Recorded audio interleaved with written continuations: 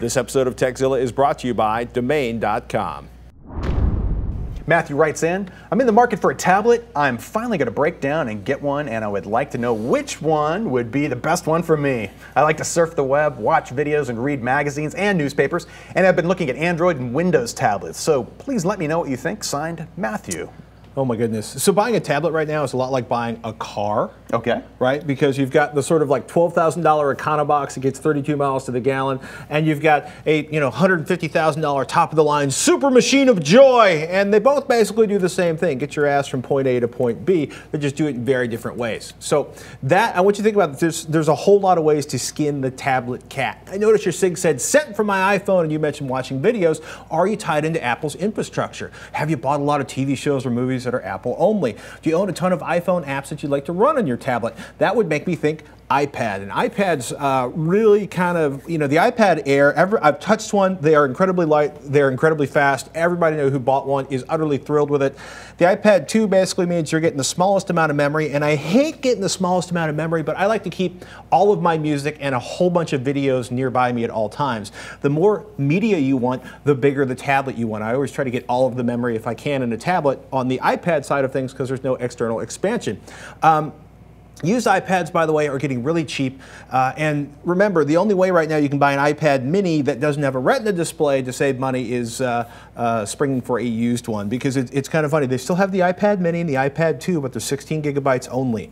And they get really expensive really quick if you want cellular. By the way, if you're buying an iPad and you want it to do GPS, you gotta buy one with cellular of some type or 3G, because there is no GPS that works, that is usable, that is functional inside of the non-cellular tablets.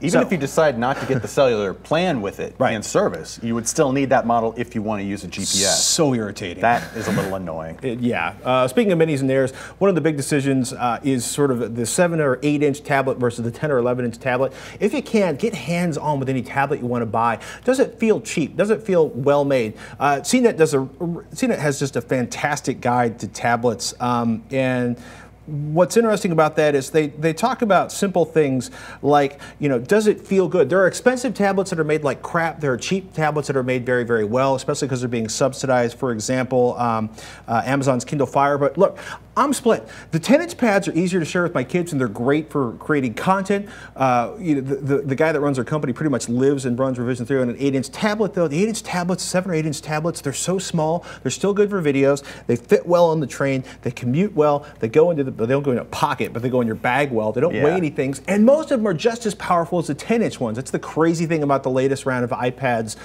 from Apple, is that they all have the top-of-the-line processor. They are all stupid fast, whether they're 7-inch or 10 inches. So, are you an Amazon Prime member? Folks over at CNET call this the best media consumption tablet. You have a lot of Kindle books. Your content's going to run on any Android or iOS tablet, but you should take a look at Amazon's Kindle Fire. I prefer pure Android, but a lot of folks love the Kindle Fire. The Kindle Fire HDX has an absolutely gorgeous screen. People love it. Do you want to run Windows desktop apps? Then you are looking for Windows 8.1 on a tablet. I really like Dell's Venues, the 8.1 and the 10 Pro. They're some of the nicest tablets I've seen out there running Windows that are affordable. You're starting to, I want to say $230 or $250 for the 8.1 inch tablet running Windows. That, I think, is a really good deal. $300. It is running an Atom processor, but let me say this clearly and succinctly. This is not the Atom we used to use on netbooks. This is an Atom processor that doesn't suck. Overall, I got to say the best deals. There's a lot of Android tablets that are incredibly well priced. CNET's doing some really, really good reviews. They have an incredible collection of Android tablet reviews. If I was going to buy a 7-inch Android tablet, this is probably the one I'd get, the Google Nexus 7 in 32 gigabytes. It's really, really good. The 10 is a pretty healthy price jump up, and I don't think the screen feels that much better. And apparently, according to CNET, if you have all of the money, the Samsung Galaxy Note 10 is the premium Android tablet of choice.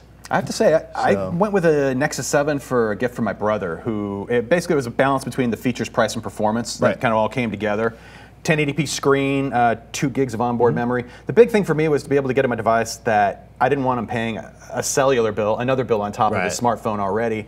And this has built-in Wi-Fi, and you can do this with other devices too, but it's really good. And it has, what, 0.64 pounds of weight in a device that'll last up to about 9 hours of active use. So for those reasons, I thought it was really good, and it has all the other features too. It gives you that Android experience without having to own a smartphone. That can be really expensive, $80–90 a month for a bill.